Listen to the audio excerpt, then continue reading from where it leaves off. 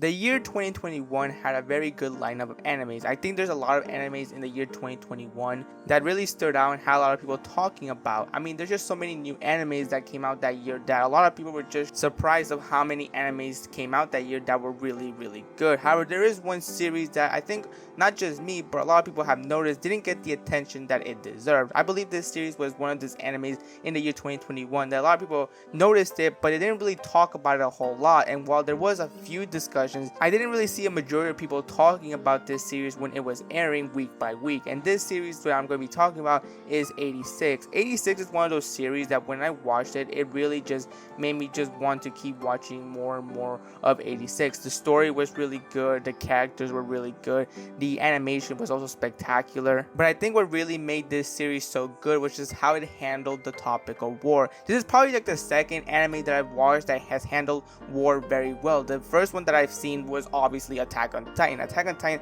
the way they depicted war and the struggles of being in a war is also really good as well. And to be honest, I wasn't really expecting another anime to be able to handle the topic of war very well. I only thought Attack on Titan was probably going to be the only anime out there that can handle the topic of war very well, but I was wrong because once again 86 exists and this show is pretty much spectacular. So you may be wondering, what's this story about? Like, what's the story of 86 all about? Well, it's about how there is this place called the Republic of Magnolia who's in intense war with an empire that's called the Empire Gaia or Giat, however you want to say it, and they have been battling out for a really long time. However, it seems that the Republic has pretty much been misinforming their own people by stating numerous times how they have not dealt with any casualties whatsoever ever since they've been fighting with the Empire Gaia, something that the people of Magnolia seem to believe very much. However, that's far from the truth because as it turns out, the Republic has these things called the Juggernauts, in which a lot of people seem to believe that they're just mechanical robots that are doing all the war stuff. However, in reality, that's not the case because the Juggernauts are actually being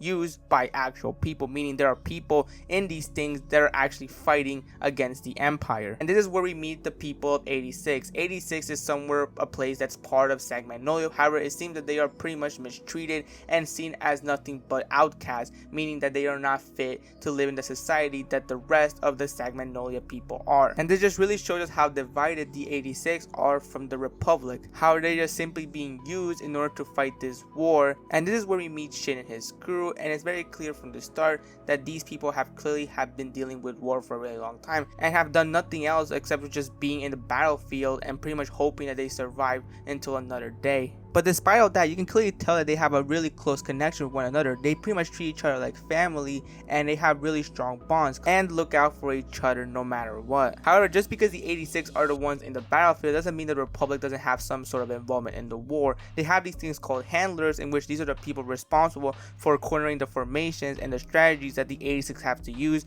when in the battlefield. And it seems that Shin and his crew have gotten a new handler this time, and this is where we meet Lena. Now, Lena is a very interesting character because despite her being born in the Republic and being raised in the Republic, she notices very quickly just how badly mistreated are the 86 compared to the people of the Republic, something that she voices a lot throughout the series, but it's very clear that the people in Magnolia have no interest in changing the way they see 86, and it's very clear that her dream of 86 being treated equally as the people in the Republic is something that most likely will never happen in the near future. However, Lena is determined to make that whole thing a reality, but this is where we got to see that Lena isn't perfect. While yes, she does have good intentions, she's not seeing the bigger picture. It seems that Lena is very naive at how the world actually is and how the war and the mistreatment of 86 isn't just simply black and white. And this has to do to the fact that she's never experienced that before. She's never been on the battlefield. She's never been mistreated just because of what she is. Like, that's something that a lot of the characters will point at her as this series goes on. And it's not just Lena that has flaws in this world, it's also Shin. Shin is very clearly a person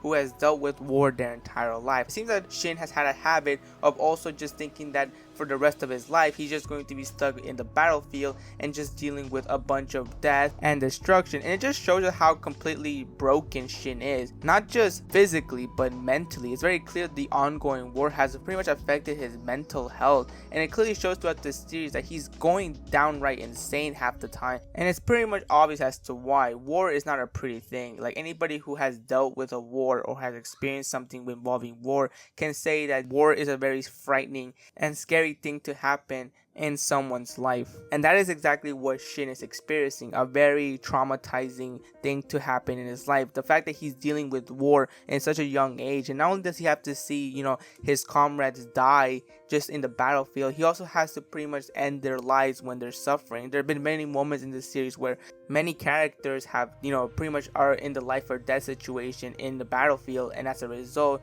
they ask Shin to just end their misery and their suffering, something that Shin understands and is very quick to take them out because he doesn't want to see them suffer anymore. He doesn't want to see them die a painful death, and decides to end them off quickly so that they don't have to suffer anymore. And while it does show in many cases that Shin seems to not be bothered by this, in the inside it's deeply bothering him. It's almost as if he believes that it's all his fault, like it's his fault that they had to lose their lives. It's almost as if he feels responsible for their deaths because he is considered the leader of the group. He is considered as the one in charge of the entire crew. So you can kind of see where he gets this idea where he feels like it's his responsibility, and whenever there's someone's death, he is responsible for their deaths. But it isn't just Shin and Lena that makes this whole story very interesting and very impactful. It's also these side characters as well. 86 has a good set of side characters that you also want to see make it out alive after this whole war ends, that hopefully it ends somewhere in the future. But that doesn't mean that everyone is going to come out alive. I mean, in the series it has shown us that many characters, especially in Shin's crew, where we've seen them for a while,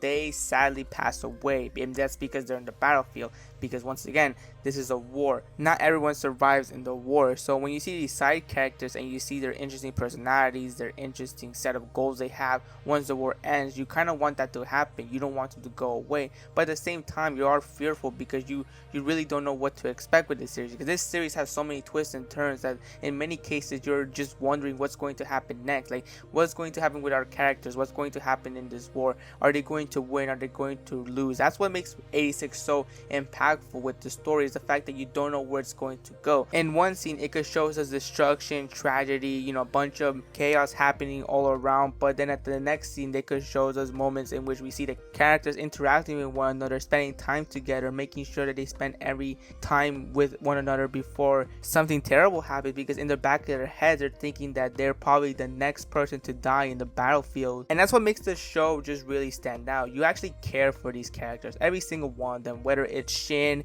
his crew, not just them, but it's also Lena. You actually care about these characters, which I think a lot of shows kind of have a bad habit of just making some characters important while the rest aren't as important in the story. Whereas in 86, every character has a purpose. There's a reason why they're here. They're not just here to just, have a number of characters, because at the end of the day, it doesn't matter how many characters you have. If none of them are interesting, then not many people are going to be interested in that character.